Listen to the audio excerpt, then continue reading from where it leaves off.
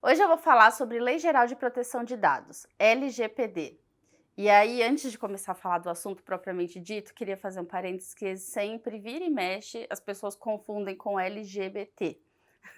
Esses dias eu estava conversando com uma amiga, que já é uma senhora, ela tem a idade que minha mãe teria se ainda fosse viva. E aí eu falei para ela, e eles têm uma empresa familiar, e eu estava falando que eu queria saber como que eles estavam lidando com essas questões de LGPD, né? E ela respondeu para mim assim: "Não, a nossa empresa não tem preconceito, na nossa empresa nós somos super inclusivos".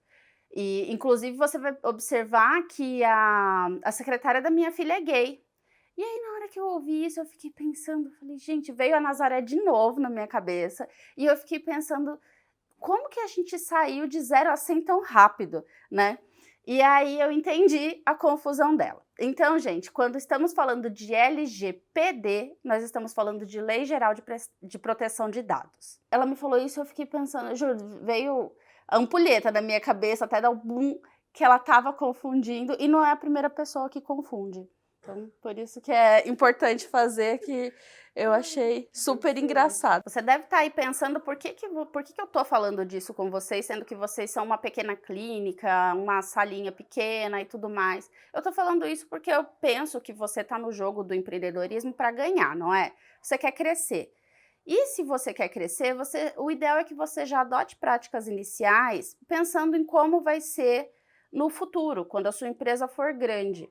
E baseado naquela velha história que a gente ouve dos nossos pais, dos nossos avós, de que não se ensina truque novo para cachorro velho, então é bom que desde pequenininhos vocês adotem práticas que vão ser mantidas, para que também quando a sua empresa estiver grande, cheia de novos clientes, cheia de funcionários, novos processos, não seja um susto essa nova política a se adotar, né. O que que é a Lei Geral de Proteção de Dados? O que que ela visa? Ela visa proteger os dados dos seus clientes. Você explora, você desenvolve uma atividade empresarial e você tem a necessidade de ter acesso a uma série de dados do seu cliente, né. Com isso você objetiva lucrar e ele precisa se proteger, ele precisa manter a sua imagem protegida, ele precisa manter a sua privacidade. Então, você não vai sair compartilhando dados dos seus clientes sem autorização dele. Você não vai compartilhar dados dos seus clientes com outros parceiros comerciais sem a autorização dele. Você não vai colher dados do seu cliente sem necessidade. Já viram? Vocês já foram em algum hospital que em determinado momento eles perguntam, por exemplo, qual que é a sua religião? Por que será que eles perguntam a sua religião? O único objetivo da pergunta da religião é para saber se numa eventual necessidade, se numa eventual intercorrência no procedimento que você estiver passando ali, você vai aceitar ou não receber uma transfusão de sangue. Então, qual que é a necessidade de perguntar para você qual que é a sua religião? Não é mais fácil perguntar: "Você aceita ou não receber a transfusão de sangue?". Com base nisso, foi criada essa lei para estabelecer alguns parâmetros, né, de como as informações precisam ficar arquivadas, de como a pessoa ali que faz a gestão dos dados tem que se comportar. Trazendo isso de uma maneira mais realista para o mundo da estética, o que eu posso dizer para vocês é o seguinte: criem métodos, processos internos em que vocês consigam criar barreiras com relação às informações do seu paciente. Essas barreiras significam que, por exemplo, o pessoal da sua recepção, na hora de fazer a ficha cadastral do seu paciente, não precisa colher dados de anamnese. A anamnese quem colhe é você, quem colhe é a sua assistente no máximo. Então, ali na sua recepção, na ficha cadastral, o que que você precisa ter do seu cliente? Eu já falei uma vez em um outro vídeo, mas eu vou repetir aqui. Você precisa ter o nome completo, RG, CPF, endereço, e-mail, dados, você vai registrar ali os dados relacionados às questões financeiras. Seu cliente pagou de forma parcelada, pagou em cheque, coisa que ninguém mais faz hoje em dia, mas pagou em cheque, pagou em cartão. Essas questões que o seu financeiro e a sua recepção precisam, ter acesso. E para por aí. Nada, eu não vejo necessidade de vocês terem uma ficha única, que vai ser a ficha cadastral, a ficha de anamnese e, por exemplo, plano de tratamento, tudo englobado num único documento e que todo mundo tem acesso a isso e que isso fica rodando por aí na sua clínica. Sua recepção e o seu departamento financeiro, se não forem a mesma pessoa, né, porque normalmente no comecinho é tudo junto num único lugar, Se não forem a mesma pessoa, eles precisam ter acesso simplesmente a esses dados. Passou, o cliente ultrapassou a porta, saiu da recepção e entrou para sua sala. O que você precisa colher dele, né? Você, sua assistente, todas as questões relacionadas ao tratamento. E aí, por exemplo, às vezes eu vejo umas perguntas nas fichas de anamnese que eu fico pensando qual que é a relevância delas, né? Sempre que você for fazer a ficha, desenvolver a ficha de anamnese, o que você precisa pensar é assim, saber disso é realmente importante pro tratamento que esse cliente aqui vai realizar? Porque se for para potencialmente no tratamento futuro pode ser que isso seja importante. Ué, gente, para um novo tratamento você vai ter que colher uma nova anamnese, mesmo porque se dali a 2 meses, 3 meses, ele for submeter a um novo tratamento, a situação pode ter mudado, ele pode ter passado a realizar mais exercícios físicos, ele pode ter alterado o peso, então você vai precisar realizar uma nova anamnese. Não pense na ficha de anamnese para tratamentos futuros, pense na ficha de anamnese específica para aquele tratamento que ele vai realizar naquele momento. Então, a ficha de anamnese precisa ter perguntas que guardem relação com o tratamento ao qual ele será submetido. Por isso que é uma entrevista, por isso que precisa ser dedicado tempo para esse tipo de procedimento interno. Ok, fez a ficha de anamnese, vocês conversaram, você sabe qual que é a queixa do seu paciente, você sabe qual que é o plano de tratamento que vai ser realizado.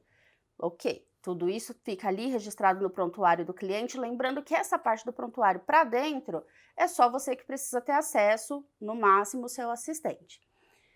Fizemos o plano de tratamento. Isso vai gerar questões financeiras que precisam voltar para o meu departamento financeiro ou para a minha recepção, que vai tratar disso futuramente. Ok, é só essa parte. O plano de tratamento consiste em X atendimentos para fazer tal coisa por tal valor. Essa informação pode voltar. Vocês precisam criar e desenvolver sistemas internos, né? E aí vocês vão fazer um sistema eletrônico, vocês vão fazer pelo meio manual, aí depende das condições, né, do que vocês podem investir nesse momento, mas vocês precisam criar esses sistemas de barreira de informações. As informações do seu paciente não podem ficar aí, né, correndo para um lado e para o outro. Às vezes as informações de saúde dele, às vezes não, né, as informações relacionadas à saúde dele, especialmente a existência de doenças pré-existentes, a existência de doenças pré-existentes, marca aí que tem que colocar um branquinho.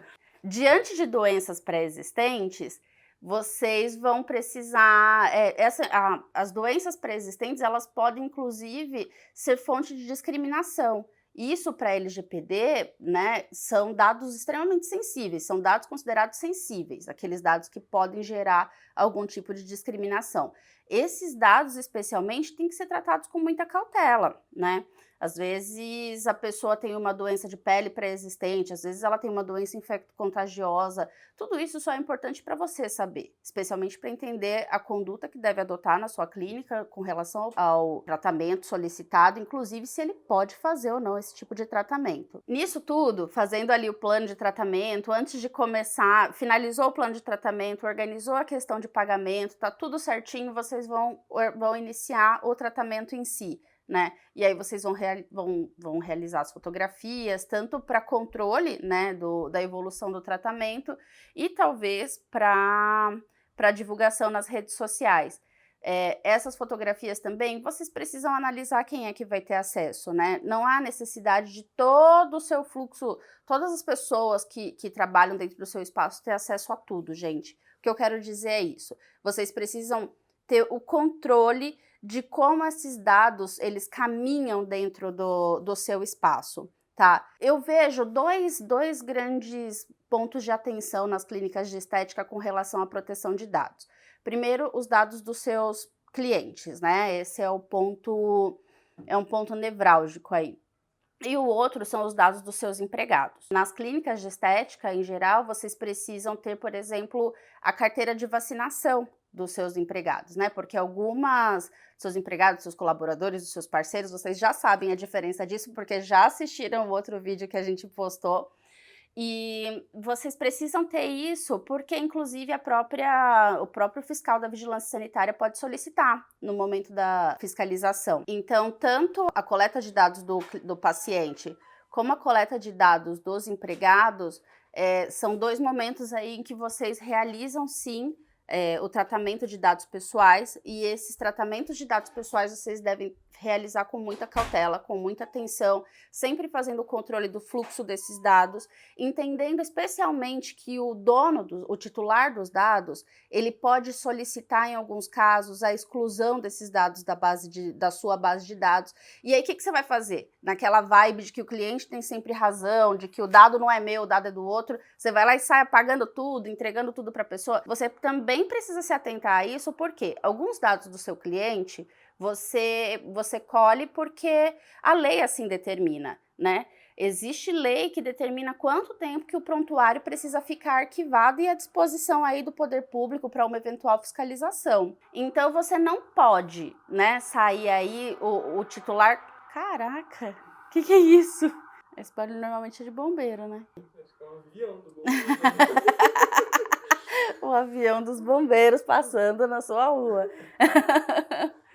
Eu tenho visto um excesso de zelo e aí um medo também grande, misturado com muita cautela, e as pessoas estão confundindo, para tudo estão pedindo autorização, ou não fazem mais nada, ou se uma pessoa chega e fala, eu sou o titular de dados, eu quero que você apague, a pessoa já sai apagando. Então, assim, naquele vídeo que eu falo das fotos do antes e depois, por exemplo, se o titular de dados, o titular dos dados, chega para você e fala, eu quero que você exclua das redes sociais as fotos que você publicou, minhas, você realmente vai ter que excluir. Você está usando ali para fins comerciais, para fins de marketing e tudo mais. Mas ele vai falar, eu quero que você apague da sua base de dados. O que você vai fazer? Você vai apagar? Só que pode ser que você precise usar essas fotografias para se defender, inclusive numa ação que essa pessoa pode mover contra você. E aí, você ficou sem provas? Não, a parte das fotos que faz parte do prontuário médico, isso você não precisa apagar, tá? Mas a parte das fotos que você utilizou para fins comerciais de marketing, esse sim. Então, existe a necessidade de ter uma cautela, de entender a finalidade das fotografias e entender quanto tempo que a lei permite que você as mantenha consigo, tá bom? Outra grande questão é, por exemplo, os dados do seu empregado. São dados sensíveis. A carteira de vacinação, a gente viu aí no pico da pandemia, a questão da pessoa ser vacinada ou não, foi até motivo de discriminação. Então, só que você precisa ter. A lei determina, você precisa ter essa informação ali no seu registro do funcionário. Por quanto tempo a lei te autoriza a manter essa informação? Você vai simplesmente apagar porque ele assim requereu? Então, assim, tudo isso precisa avaliar. Tem que fazer um documento que a gente chama de data mapping, que ele vai estabelecer a razão de você arquivar cada dado. Para vocês que trabalham na estética e que estão acostumados a realizar o manual de rotinas e procedimentos, não tem que ser uma grande questão a necessidade do data mapping, é muito similar, tá? Ali no data mapping você vai precisar colocar basicamente qual que é o dado que você administra e qual que é com qual finalidade, qual que é o fundamento legal que te permite colhê-lo ou que determina a coleta e por quantos anos você precisa manter. Tá? Assim como o fiscal da vigilância sanitária pode ir na sua clínica para fazer uma fiscalização, o fiscal da Agência Nacional de Proteção de Dados pode fazer a mesma coisa e você ter esse data mapping, você ter esse registro, né, do fluxo dos dados, quem acessa, por que acessa e tudo mais, vai demonstrar a cautela da sua parte. É isso, gente. Eu acho que em linhas gerais, para tratar dos dados, da proteção de dados nas clínicas de estética, esses são os 2 pontos de principal atenção, né? E mais dúvidas, vocês podem deixar as perguntas aqui nos comentários. Se você gostou desse vídeo, deixe seu like, aciona o sininho e se inscreve no canal.